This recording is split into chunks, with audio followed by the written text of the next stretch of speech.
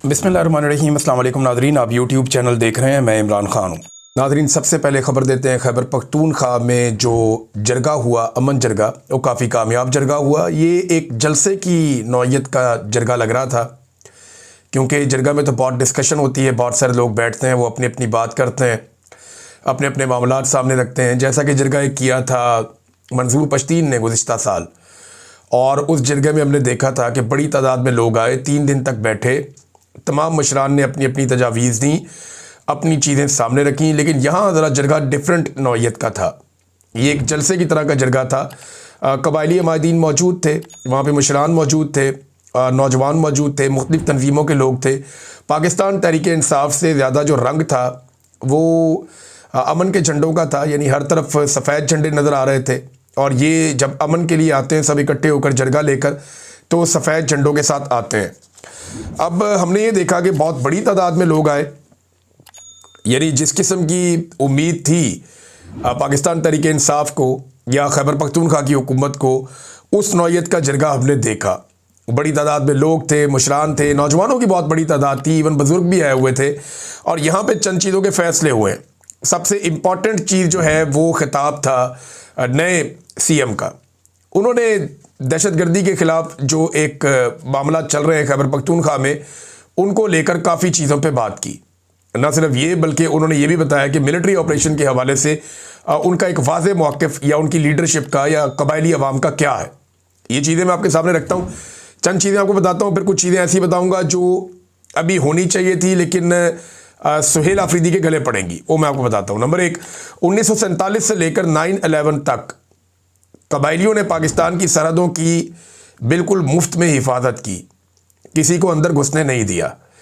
लेकिन 9/11 के बाद बंद कमरों में फ़ैसला करके हमसे पूछे बगैर कबायलियों पर पराई जंग मुसल्लत कर दी गई और कबायलियों को कुर्बानी का बकरा बना दिया गया। ये सुहेल आफरीदी साहब ने कहा। फिर उन्होंने कहा, पाकिस्तान पर कुर्बान होने और अमन के लिए हमने लब्बैक कहा, लेकिन हमारे घर, बाजार और हुजरे उजड़ गए, मस्जिदें शहीद हो गई, ऑपरेशन पर ऑपरेशन, ड्रोन पर ड्रोन, जेट तैयारों की बमबारी।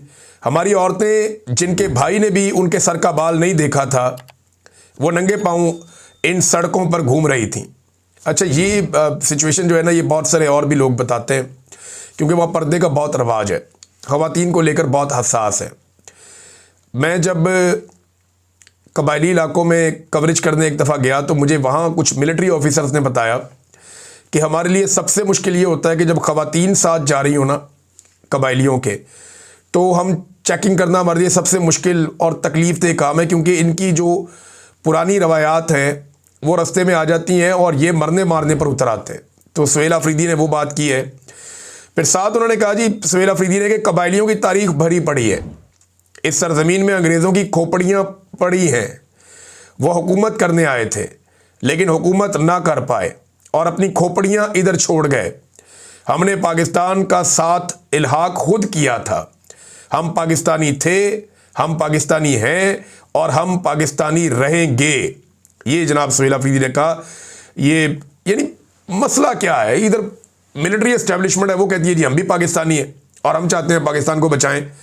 ये कबायली पश्तून है, ये कहते हैं जी हम भी पाकिस्तानी हैं और आपसे ज़्यादा मुहब्बे वतन है, हम भी चाहते हैं कि हमें बचाया जाए। इख्तलाफ पैदा हो जाता है, वो कहते हैं जी हमने मिलिट्री ऑपरेशन करना है, और ये कहते हैं जी इतने सारे मिलिट्री ऑपरेशन हो गए, इतने मिलिट्री ऑपरेशन हो गए कि हमारा सब कुछ तबाह हो गया। ना दहशतगर्द ख़त्म होते हैं, ना आपके ऑपरेशन ख़त्म होते हैं, और जो ख़त्म होता है वो क्या, कबायली इलाके ख़त्म हो जाते हैं, वहाँ की मादनियात ख़त्म हो जाती हैं, वहाँ के वसाइल उजड़ जाते हैं और वहाँ के मसाइल बढ़ जाते हैं। एक नई नस्ल जो है वो नई जंग के अंदर झोंक दी जाती है। अब उनका ये मसला है, वो कहते हैं जी हमें क्या मिला, ऑपरेशन पर ऑपरेशन, ऑपरेशन पे ऑपरेशन, ड्रोन पे ड्रोन, ड्रोन पे ड्रोन, जेट तैयारों की बमबारी। जब हमने नकल मकानी की तो हमसे वादे किए गए, लेकिन एक भी वादा हमारे साथ पूरा नहीं किया गया। फिर कुछ मुतालबात सुहेल आफरीदी ने रखे पब्लिकली सबके सामने। एक तो उन्होंने ये कहा कि ये जरगा किसी मिलिट्री ऑपरेशन को कबूल नहीं करता, ऑपरेशन बंद किए जाएं, और वहाँ मौजूद लोगों ने इसके ऊपर लब्बैक कहा कि जी बिल्कुल ठीक है, ऑपरेशन नहीं होने चाहिए। नंबर 2, उन्होंने कहा जी कि अब किसी कबायली की जान नहीं जाएगी, अगर जाएगी तो इसका हिसाब किताब होगा। ये बहुत इंपॉर्टेंट है। देखिए, मैं इसलिए कह रहा हूं कि अभी हाल ही में ड्रोन अटैक भी हुआ, मार्टर से भी नुकसान हुआ, लेकिन एफआईआर दर्ज नहीं हुई। जो इमरान खान साहब का एक मुतालबा था अली अमीन गंडापुर से कि जब भी ड्रोन हमला हो तो एफआईआर दर्ज की जाए, कार्रवाई की जाए, रुकवाया जाए इन चीज़ों को। अब सुहेल अफरीदी वज़ीर आला खैबर पख्तूनख्वा हैं, अभी तक तो वो अपनी काबीना भी नहीं बना पाए, पूरी तरह से पाँव जमाए भी नहीं, और ड्रोन हमला भी हो गया। लेकिन मैंने कोई ऐसी खबर नहीं पढ़ी कि उस ड्रोन हमले के बाद कोई एफआईआर दर्ज हुई हो। ये एक बड़ा चैलेंज है। लेकिन यहाँ उन्होंने ऐलान कर दिया कि अब किसी कबायली की जान नहीं जाएगी, अगर जाएगी तो इसका हिसाब किताब होगा। नंबर 3, उन्होंने कहा यह जरगा कबायली इजलास से किए गए वादे पूरे करने का मुतालबा करता है कि जो भी आपने वादे किए माजी में हमारे साथ, वो सारे वादे पूरे किए जाएं कि आप अपने इलाके खाली करें, हम ऑपरेशन करेंगे, आप वापस आएंगे, आपको ये भी देंगे, ये भी देंगे, ये भी देंगे। वो जो चीज़ों के आपने वादे किए आज तक दिए ही नहीं कुछ, तो ये वो कह रहे हैं। नंबर 4, ये जरगा जो इजला मर्ज किए गए हैं, ये जो फाटा के इजला को साथ जोड़ दिया गया था खैबर पख्तूनख्वा के जो मर्जर हुआ था, उसके बारे में वो ये कह रहे हैं कि 100 अरब रुपया सालाना आपने देना था हमें, वो पैसा दिया नहीं, और अब 550 अरब रुपए के जो बकाया जात बनते हैं, 100 अरब रुपए के हिसाब से 550 अरब रुपए के बकाया जात की अदायगी फौरी तौर पे की जाए, ये मुतालबा किया। 5वां मुतालबा ये किया कि ये जरगा नेट हाइड्रल प्रॉफिट के तहत 2200 अरब रुपए के बकाया जात की अदायगी का मुतालबा करता है। अब ये लगभग कोई 2750 अरब रुपया बनता है, यानी 2750 अरब रुपया। इतना पैसा तो कबायली इलाकों की और खैबर पख्तूनख्वा की किस्मत बदल सकता है। लेकिन इसके लिए जो है वो अली अमीन गंडापुर ने भी कोशिश की, माजी में भी कुछ कोशिश होती रही, लेकिन सुहेल अफरीदी को इसके लिए बहुत ज़ोर लगाना पड़ेगा। ये सारा पैसा ना भी मिले, इसका एक हिस्सा 33%, 40% भी मिल जाए या इससे ज़्यादा मिल जाए, तो खैबर पख्तूनख्वा के अंदर अमन व अमान कायम करने में, वहाँ की तालीम और सेहत को और रोज़गार को बेहतर करने में काफ़ी मदद मिल सकती है। आखिरी मुतालबा उनका यह है कि ये जरगा एनएफसी मीटिंग का मुतालबा और इस मद में खैबर पख्तूनख्वा के 350 अरब रुपये अदायगी का मुतालबा करता है। अब ये भी आप मिला लें तो ये लगभग बन जाते हैं 3100 अरब रुपया, 3100 अरब रुपया। ये खैबर पख्तूनख्वा का मुतालबा है कि ये पैसे हमें दिए जाएँ ताकि खैबर पख्तूनख्वा पे खर्च किए जाएँ, और ये पैसा खैबर पख्तूनख्वा का है।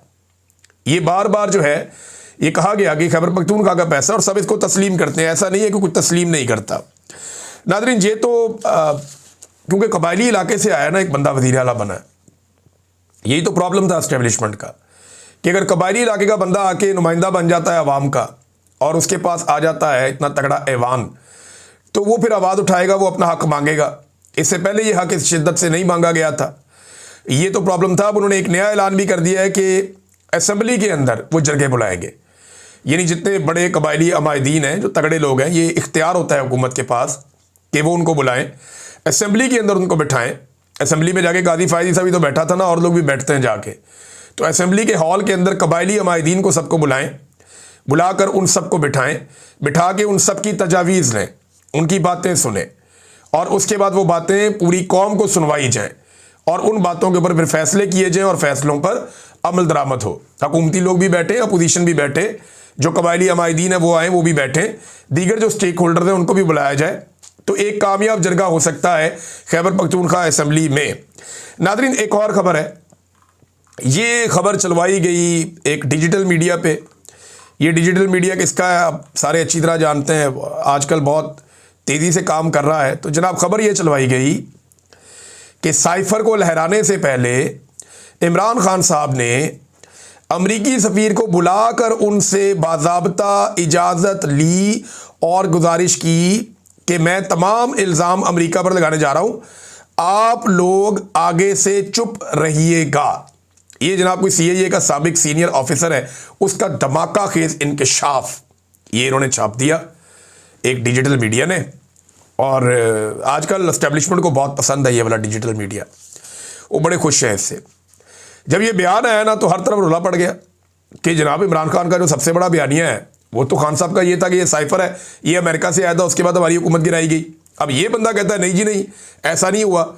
ये बंदा कहता है कि हुआ ये है कि जनाब ये जो साइफर है ना, ये इमरान खान साहब ने लहराने से पहले ना वो फ़ोन किया था इसके बकौल किसको, अमेरिका को और अमरीकी सफ़ीर से इजाज़त ली थी बुलवा के मिल के, और अमरीकी सफ़ीर को कहा जनाब कि मेहरबानी करें मैं ये काम करने लगा हूँ, तो ये अब कहानी सुना दी है और आपने कुछ नहीं कहना। ये जनाब एक बयानिया लॉन्च किया गया, बयानिया आपने देख लिया।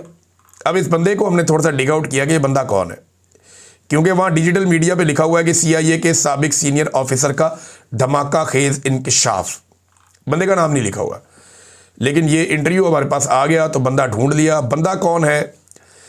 ये बंदा जो है ना जॉन किरियाकू है, अब ये इसी तरह नाम है शायद, जॉन।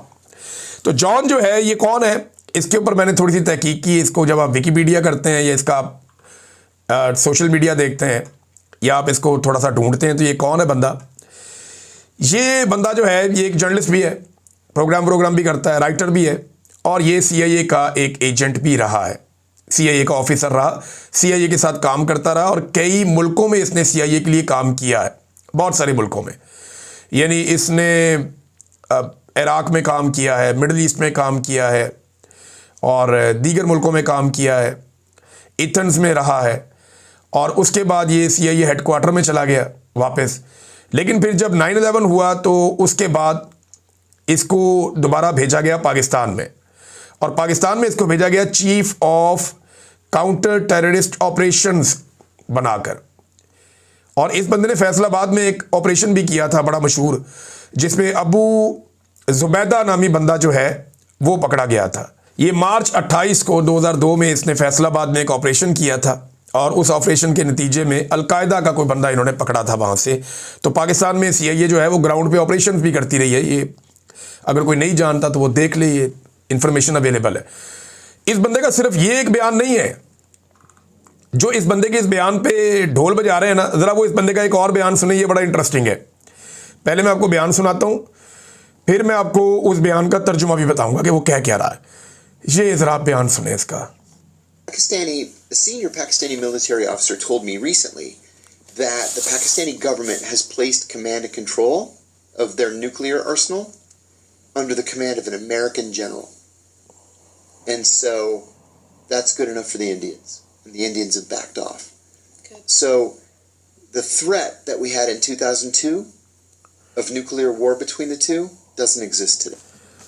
अच्छा जी, ये इसने एक इंटरव्यू में कहा, इसी बंदे ने इंटरव्यू में ये कह रहा है कि मुझे एक पाकिस्तान के सीनियर मिलिट्री ऑफिसर ने बताया कि जो कंट्रोल है पाकिस्तान के एटम बम का या एटमी असासों का कंट्रोल, ये एक अमेरिकी जनरल के हाथ में दे दिया गया, और अब इंडिया और पाकिस्तान के बीच में किसी किस्म का कोई जंग का खतरा नहीं है। ये जनाब 2004 तक पाकिस्तान में CIA के मिशन का हेड रहा है, और ये बंदा कह रहा है कि जो पाकिस्तान के एटमी असासे हैं इनका कंट्रोल, अगर आपने इसका एक बयान मानना है कि इमरान खान ने साइफर सफ़ीर को दिखा के हिलाया, तो फिर आप इसका ये बयान भी सच मानेंगे। एक आदमी एक वक्त में सच और एक वक्त में झूठ तो नहीं बोलता ना। अगर वो इंकशाफात कर रहा है तो ये इंकशाफ भी सुन ले। एक इंकशाफ इस बंदे ने ये किया कि इमरान खान ने साइफर लहरा के जनाब उससे पहले अमरीकी सफ़ीर से पूछा था, इजाज़त ली थी, फिर लहराया, यानी अमेरिका के साथ मिलकर किया। दूसरे बयान में ये बंदा ये कह रहा है कि पाकिस्तान के एटमी असासे एक अमरीकी जर्नल के कंट्रोल में हैं और पाकिस्तान इंडिया के खिलाफ कोई एटमी धमाका नहीं कर सकता क्योंकि अमेरिका के कंट्रोल में है एटमी असासे। ये भी यही बंदा कह रहा है। अब या तो आप इसकी दोनों बातें मान लें या आप कहें ये बंदा झूठा है। अब ये सेलेक्टिव नहीं हो सकता कि यहां कहें जी ये बंदा बिल्कुल ठीक है, यहां कहें जी ये बंदा बिल्कुल गलत है, और वो दावा कर रहा है कि उसको पाकिस्तानी जरनैल ने कहा। अच्छा, जो इमरान खान के बारे में इसने दावा किया ना, उस पर कुछ हकायक सामने आए। शहजाद अकबर साहब भी लेकर आए और ये पाकिस्तान तहरीक इंसाफ ने भी सामने लाके कुछ रखे इसके हवाले से हकायक। अदर मशवानी साहब, उन्होंने भी इसके हवाले से कुछ हकायक दिए। वो ये कहते हैं कि इन लोगों को समझ ही नहीं आ रही इतनी सी बात कि इमरान खान के दौर में पाकिस्तान में अमरीकी सफ़ीर था ही नहीं, तो फिर वो कौन सा सफ़ीर था जिससे इमरान खान साहब ने मिलकर इजाज़त मांगी थी? कौन सा सफ़ीर था जिससे इमरान खान ने मिलकर इजाज़त मांगी थी? इमरान खान के दौर में तो पाकिस्तान में अमेरिका का सफ़ीर था ही नहीं। दूसरा, इसने एक और दावा किया कि जमायमा इमरान खान को छुड़ाने को पाकिस्तान आई। अब सवाल यह पैदा होता है कि जमायमा इमरान खान को छुड़ाने पाकिस्तान आई, जमायमा तो पाकिस्तान आई ही नहीं। यानी अजीबोगरीब किस्म के यहाँ पे बयानिए हैं। वो शहजाद अकबर साहब कह रहे हैं जमाइमा पाकिस्तान तो आई ही नहीं, फिर इमरान खान ने साइफर तो हुकूमत में जाने के बाद मंजर आम पर लाया। नहीं, वो 27 मार्च को इमरान खान साहब ने लहराया था और हुकूमत इमरान खान साहब की गई थी 9 और 10 अप्रैल को दरमियानी रात में। तो हमारे दौर में तो पाकिस्तान में अमरीकी सफीर था ही नहीं, और सबसे बढ़कर पहले चूरन बेचा के अमेरिका से ताल्लुकात ख़राब कर दिए और अब बेच रहे हैं कि सब अमेरिका के साथ मिलकर किया। अच्छा, वैसे ये भी मुझे समझ नहीं आती कि ये कहानी इनकी टिकती नहीं है एक जगह पे। कभी ये कहते हैं कि इमरान खान ने अमेरिका के साथ हमारे ताल्लुकात बर्बाद कर दिए एब्सोल्युटली नॉट कह के, और अब ये कह रहे हैं कि इमरान खान ने अमेरिका के साथ मिलकर साइफर लहराकर हमारे खिलाफ साजिश कर दी, पाकिस्तान में एक नया बयानिया बना दिया। भाई किसी पास से टिक जाओ भाई। कभी एक चीज़ के ऊपर ढोल पीटते हैं, फिर दूसरा ढोल गले में डाल के दूसरा ढोल पीटते हैं, कभी घुंघरू पहन के नाचना शुरू कर देते हैं। इनकी बेचारों की क्या किस्मत है। पाकिस्तान की एस्टेब्लिशमेंट से बयानिया बनाया नहीं जा रहा, बयानिया उनसे बन ही नहीं पा रहा। एक ऐसे आदमी को सामने लेकर आए जिसके बारे में अभी एक हमारे दोस्त हैं, कनाडा में रहते हैं, अहमद अली खान साहब। अहमद अली खान साहब कहते हैं कि जॉन कैरियर नामी ये आदमी जो है, ये मुशर्रफ दौर में पाकिस्तान में CIA का एनालिस्ट रहा, चीफ रहा, वहाँ पे कार्रवाइयाँ करता रहा।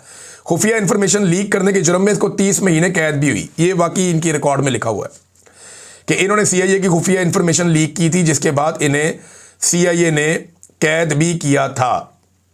अच्छा, इनकी एक और भी उन्होंने लिस्ट दी जिसमें वो ये कह रहे हैं कि ये बंदा जो है ना, एक सवाल का लिखा हुआ जवाब देने का $20 लेता है और वीडियो जवाब देने का $50 लेता है। 15 मिनट की वीडियो कॉल का $150 लेता है। अगर आप इसको $1000 दे दें तो सोचें ये क्या करेगा। इसके नाम पर किसी ने जर्नैलों को सही चूना लगाया हुआ है, पता लगे कि $1,00,000 पकड़ लिए और 500 में काम करा लिया किसी ने। ये जनाब अहमद अली खान साहब का इस पे मौक़िफ़ है, और इन्होंने इसके साथ नीचे सबूत भी लगाए कि जॉन कैरियर जो है वो पैसे लेता है बयानात देने के, या वो सवालों के जवाब देने के, या वीडियो अपीयरेंस के, या कोई सवाल का जवाब भिजवाने के। वो 20 पाउंड से शुरू हो जाते हैं और वो ऊपर तक जाते हैं, 150 पाउंड तक जाते हैं। ये लिखा हुआ भी है कि टेक्स्ट ऑडियो आंसर $20, पाउंड नहीं है सॉरी डॉलर्स है, और वीडियो आंसर $50, और बाकी जो है वो 15 मिनट के लिए आपने इंटरव्यू बुक करना है तो $150। नाज़रीन, अब एक और चीज़ मैं आपके सामने रखता हूँ कि पाकिस्तान की एस्टेब्लिशमेंट जब भी कभी मजबूत होती है ना, या उन्हें लगता है कि अभी हालात हमारे कंट्रोल में है, तो फ़ौरन एक ख़ास किस्म के ग्रुप को लॉन्च किया जाता है, टाउट्स के, जो आते हैं, धमकियाँ लगाते हैं, बढ़ के मारते हैं एस्टेब्लिशमेंट के बिहाफ पे। लेकिन जैसे ही एस्टेब्लिशमेंट के हालात थोड़े पतले होते हैं या वो मुश्किल में आते हैं, तो एक दूसरा ग्रुप लॉन्च किया जाता है और उन्हें खबरें फीड की जाती हैं। फिर वो कहते हैं जी इमरान खान कभी बाहर नहीं आएगा, लिहाजा इमरान खान को चाहिए। वो मशवरे देना शुरू कर देते हैं जी किसी तरह इमरान खान साहब डील कर लें, या इमरान खान साहब एस्टेब्लिशमेंट के साथ डील क्यों नहीं कर रहे। वो इस किस्म की चीज़ें लिखना शुरू कर देते हैं। तो ये दोनों तरह के लोग अपना अपना काम करते रहते हैं। अभी अंसार अब्बासी साहब का एक कॉलम है, उसका लुब्बे लुबाब ये बहुत तनकीद हो रही है सोशल मीडिया पे। मैं ज़्यादा उस पर बात करना नहीं चाहता, लेकिन लुब्बे लुबाब ये है कि इमरान खान डील क्यों नहीं करता, अगर वो नहीं करेगा तो वो बाहर नहीं आएगा। और उन्होंने एक पेशन गोई भी कर दी है कि 2026 में भी इमरान खान अंदर ही रहेगा। भाई कोई जज ये फैसला नहीं कर सकता, कोई जर्नैल ये फैसला नहीं कर सकता। कौन कर सकता है कि इमरान खान 2026 में अंदर रहेगा? ये तो कानून के मुताबिक होगा, आप खुद से तो नहीं कह सकते। तो ये अब यानी ख्वाहिशात को खबर बनाया जाता है और बार बार बनाया जाता है। एक और चीज़ नाज़रीन, थोड़े दिन पहले मैंने बात की थी तो बहुत लोग उछल कूद कर रहे थे सोशल मीडिया पे, बड़ी छलांगे मार रहे थे। मैंने आपको बताया था कि जो स्मोक वाला मामला है, इसमें ये जो स्मोक गन्स हैं ये काम नहीं करेगी। चाइना ने इस टेक्नोलॉजी को पहले इस्तेमाल किया और चाइना को पता चला कि इसके इस्तेमाल में वक्ती तौर पे रिलीफ मिलता है, लेकिन स्मोक की मिकदार बढ़ जाती है और वो पार्टिकल ज़्यादा ख़तरनाक हो जाते हैं। फिर मैंने आपको ये भी बताया था कि एंटी स्मोक गन को दिल्ली में बहुत बड़े पैमाने पे इस्तेमाल किया इंडिया ने, लेकिन अभी तक दिल्ली का जो एयर क्वालिटी इंडेक्स है या वहाँ पे जो स्मोक की सूरत हाल है वो काबू नहीं की जा सकी। वहाँ ये तजर्बा नाकाम हुआ और उन्होंने अरबों रुपए ज़ाया कर दिए। अब इसी तरह पैसा जो है वो पाकिस्तान में भी ज़ाया किया गया, बड़े पैमाने पर पाकिस्तानियों का पैसा ज़ाया किया गया। ये महंगी गाड़ियाँ बनाई गई एंटी स्मोक और इनके ज़रिए से काम शुरू किया गया। अब इस वक्त सूरत हाल ये है कि जो मौजूदा इंडेक्स है उसमें लाहौर दुनिया का सबसे ज़्यादा आलूदा शहर डिक्लेयर किया गया है और ये अभी का है, आप जाके लाइव दे सकते हैं कि वर्ल्ड एयर क्वालिटी इंडेक्स क्या है। आप जाएं गूगल करें, जाके लिखें air quality index of all the cities in the world, आप चेक कर लें तो आपको मिल जाएगा कि दुनिया में नंबर 1 इस वक्त लाहौर है, नंबर 2 पे दिल्ली है, नंबर 3 पे बगदाद है, फिर उसके बाद बीजिंग, कोलकाता, कराची, ये सारे नीचे आ जाते हैं। लेकिन सबसे बुरी सूरत हाल लाहौर में है, और ये सूरत हाल वहाँ है जहाँ कौम का पैसा खर्च करके अपनी मशहूरी के लिए स्मोक गन्स वाली गाड़ियाँ बनवाई गई थी। मैंने थोड़े दिन पहले बताया तो बड़ा रोला डाला, और मैंने ये भी बताया था कि हज़ारों गाड़ियाँ मिलकर भी वक्ती तौर पर स्मोक को कंट्रोल नहीं कर सकती। या ये ऐसा है कि किसी जगह पे आप बैठे हुए हैं, आप वहाँ पे चाहते हैं कुछ कंट्रोल आप करें तो वहाँ आप कर सकते हैं, पूरे शहर के लिए ये फिजिबल नहीं है। और चाइना के अंदर जो रिसर्च हुई, जब उन्होंने इसको शुरू में इस्तेमाल किया तो उनकी रिसर्च के बाद एक रिपोर्ट आई, और वो रिपोर्ट ये बताती है कि ये जो स्मोक कैनन्स हैं उन्होंने इस्तेमाल करने के बाद बजाय ये कम होने के ये बढ़ जाती है। पहली दफ़ा चीन में इस्तेमाल की गई थी, इनके इस्तेमाल के आधे घंटे बाद जब हवा में जहरीले मवाद की पैमाइश की गई तो इसमें 13% इजाफा हो चुका था।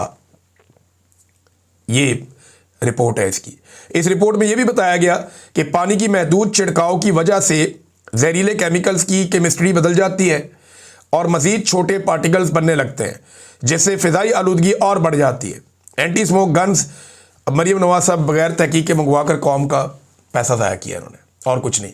पहले लोग रोला डाल रहे थे, अब ज़रा ये फैक्ट आप देख लें ताकि आपको पता चले कि हर बात के ऊपर शोर नहीं मचाते, उसके ऊपर थोड़ी रिसर्च किया करें। अब तक के लिए इतने, अपना ख्याल रखिएगा, अपने चैनल का भी। अल्लाह हाफ़िज़।